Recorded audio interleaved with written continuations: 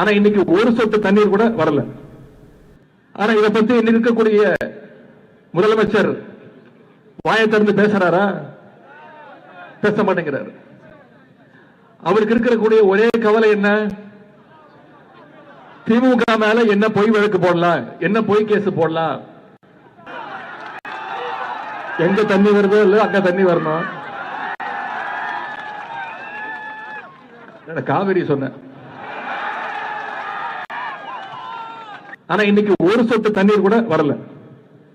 ஆனா இதை பத்தி இருக்கக்கூடிய முதலமைச்சர் வாயை திறந்து பேசுறாரா? பேச மாட்டேங்கிறார். அவருக்கு இருக்கிற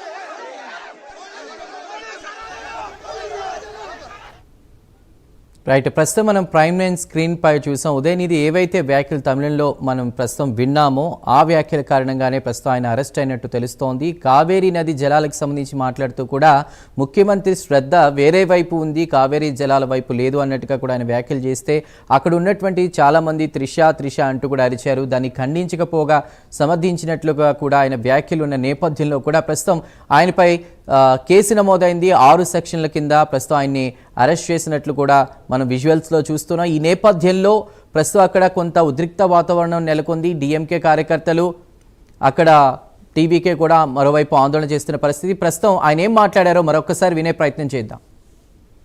ஆனா இன்னைக்கு ஒரு சொட்டு தண்ணீர் கூட வரல. ஆனா இதை பத்தி இருக்கக்கூடிய முதலமைச்சர் வாயை திறந்து பேசுறாரா?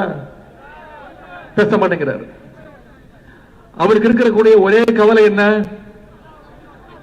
திமுக மேல என்ன பொய் வழக்கு போடலாம், என்ன பொய் கேஸ் போடலாம். எங்க தண்ணி வருதோ இல்ல அங்க தண்ணி வரணும். காவிரி சொன்ன. ஆனா இன்னைக்கு ஒரு சொட்டு தண்ணீர் கூட வரல. ஆனா இதை பத்தி இருக்கக்கூடிய முதலமைச்சர் வாயை திறந்து பேசுறாரா? பேச மாட்டேங்கிறார். அவருக்கு இருக்கக்கூடிய ஒரே கவலை என்ன? திமுக மேல என்ன பொய் வழக்கு போடலாம், என்ன பொய் கேஸ் போடலாம்.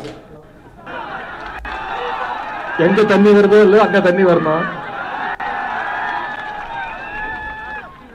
காவிரி சொன்ன. ஆனா இன்னைக்கு ஒரு சொட்டு தண்ணீர் கூட வரல. ஆனா இதை பத்தி இருக்கக்கூடிய